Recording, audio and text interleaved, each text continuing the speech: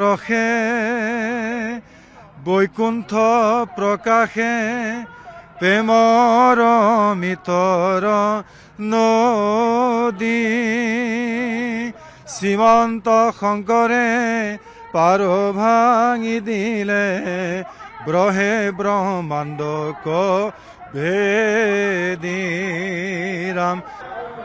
চাওক, আজি তৃতীয়টো দিনৰ সন্ধিয়া ইতিমধ্যে উখল মাখল প্ৰাণোচ্ছল হৈ আছে শ্ৰীমন্ত শংকৰদেৱ সংঘৰ ৯৪ সংখ্যক অধিৱেশনক লৈ এই যি যোৰহাটৰ মহবন্ধাস্থিত এৰালতলী পথাৰ আৰু বৈষ্ণৱ পণ্ডিত সোণাৰাম চুতীয়া সমন্বয় ক্ষেত্ৰত আজি দিনৰ ভাগত যিহেতু লক্ষ লক্ষ ভকত বৈষ্ণৱে শংকৰদেৱৰ যি অৱদান, শংকৰদেৱৰ যি সৃষ্টি, সেই সৃষ্টিক লৈ বিশেষভাৱে চৰ্চা অব্যাহত ৰাখিলে।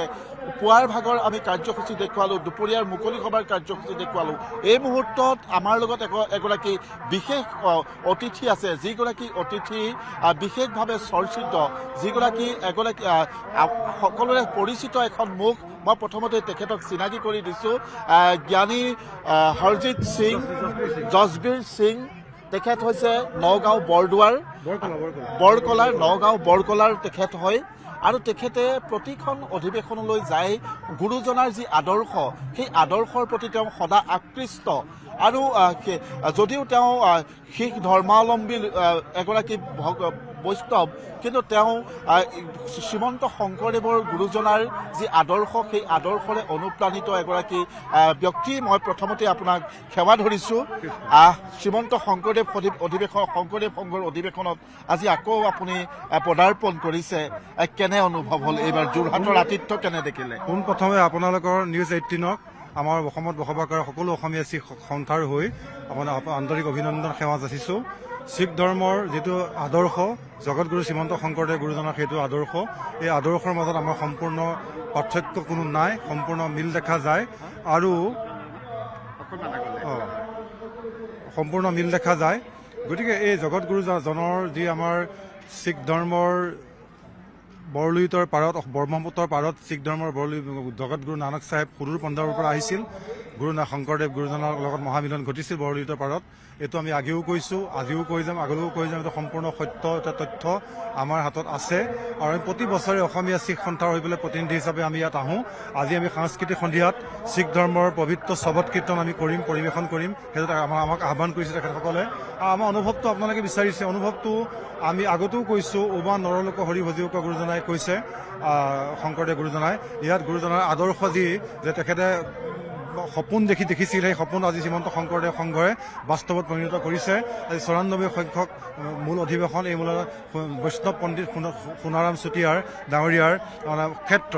এই ক্ষেত্ৰখনত আমি হিন্দু, মুছলমান, শিখ, ইছাই সকলো সম্প্ৰদায়ৰ মানুহে আমি একত্ৰিত হৈছোঁ।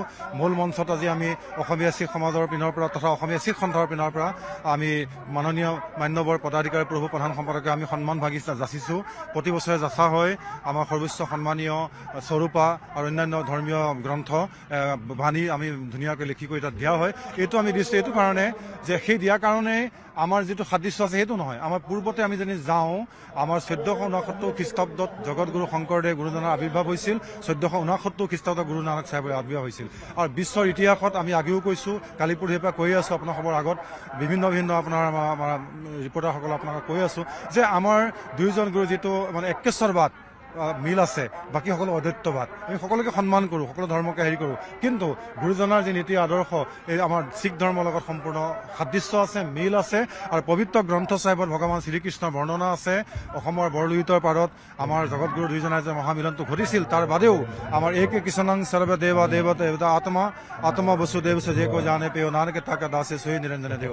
এজনেই আমাৰ কৃষ্ণ, আপোনাভাৱে কৃষ্ণ কৈছে বা শংকৰ সংঘত কৃষ্ণ কৈছে, শিখ ধৰ্মত আমি আকাল পুৰুষ বুলি কৈছোঁ। আমাৰ যিটো সাদৃশ্য দেখা যায় বিশ্বৰ ইতিহাসত, যিমানবিলাক ধৰ্মগুৰু আছে, কোনো ধৰ্মগুৰু ইমানবিলাক ইতিহাস দেখা নাযায়। আজি কালি আমি আই দুগৰাকীমানৰ লগত কথা পাতিছিলোঁ আমাৰ বিশেষ প্ৰতিনিধি শিবিৰত বাটচৰত। তেখেতে কৈছে শিখ বাপ আপুনি প্ৰতি বছৰে আহে, কিন্তু আমিও গুৰুদ্বাৰত গৈছোঁ, আপোনালোকৰো সেই পবিত্ৰ গ্ৰন্থ চাহেবক আপোনালোকে সেৱা শুশ্ৰূষা কৰে, কোনো দেৱ দেৱী পূজা সেৱা নকৰে আৰু দেৱ দেৱী আগৰ প্ৰসাদো গ্ৰহণ নকৰে। আমাৰ শংকৰদেৱৰ ধৰ্মটো তেনেকুৱাই বোলে। সেইকাৰণে এইটো আজি আমি একেশ্বৰবাদ শিখ ধৰ্মটো একেশ্বৰ বা শংকৰদেৱৰ ধৰ্ম একশৰণ হৰিনাম ধৰ্মটো একশৰণ হৰিনাম ধৰ্ম, য'ত একশৰণ আছে, গতিকে সম্পূৰ্ণ মিল আছে। সেইকাৰণে আমি বাৰুকৈ আমি প্ৰতি বছৰে আমাক তেখেতসকলে নিমন্ত্ৰণ কৰে, বাৰুকৈ আমি আকৰ্ষিত হৈছোঁ। আৰু আমাৰ ইয়ালৈ আহি থকা প্ৰায় 20 বছৰ অধিক কাল হৈ গ'ল, ডাইৰেক্ট মূলত এতিয়া আমি নিমন্ত্ৰণ কৰে আহোঁ আৰু অসমত বসবাস আৰু অসমীয়া শিখসকলৰ আমি প্ৰতিনিধি হিচাপে আহোঁ। আমি আশা কৰিছোঁ আমাৰ লগত 2-4জন আৰু আহিলে আমাৰ ভাল হয়, কিন্তু আমি চেষ্টা কৰি আছোঁ। বিশেষকৈ আমাৰ আজি সাংস্কৃতিক সন্ধিয়াত আমাৰ শিখ ধৰ্ম সৰ্বোচ্চ সন্মানীয় গুৰু নানক চাহেবৰ সৃষ্টি শবত কীৰ্তন আমি পৰিৱেশন কৰিম, যি মাধৱ প্ৰভুৰ ঘোষা, এক নামেৰে যি ঘোষিত হয় সেয়াই ঘোষা, এক নামেৰে যি ঘোষিত হয় মাধৱ প্ৰভুৰ ঘোষা। মাধৱ প্ৰভুৱে নামঘোষা 1001টা ঘোষাত জগতগুৰু শ্ৰীমন্ত শংকৰদেৱ গুৰুজনাক প্ৰতিষ্ঠা কৰি থৈ গৈছে। বিশেষকৈ বস্তু প্ৰকাশত তাত কৈছে শ্ৰীমন্ত শংকৰ হৰি ভকতৰ। আপোনাৰ পৰা এফাকি ঘোষাই শুনিবলৈ বিচাৰিম, নিউজ 18ৰ দৰ্শকেও আশা কৰিব আপোনাৰ মুখত এফাকি ঘোষা। তেতিয়াহ'লে আমি ঘোষাৰ মানে বস্তু প্ৰকাশৰ প্ৰথম জাৰি ঘোষাই গাওঁ, প্ৰথম জাৰি ঘোষাই আমি গাওঁ। হৰিনাম ৰসে বৈকুণ্ঠ প্ৰকাশে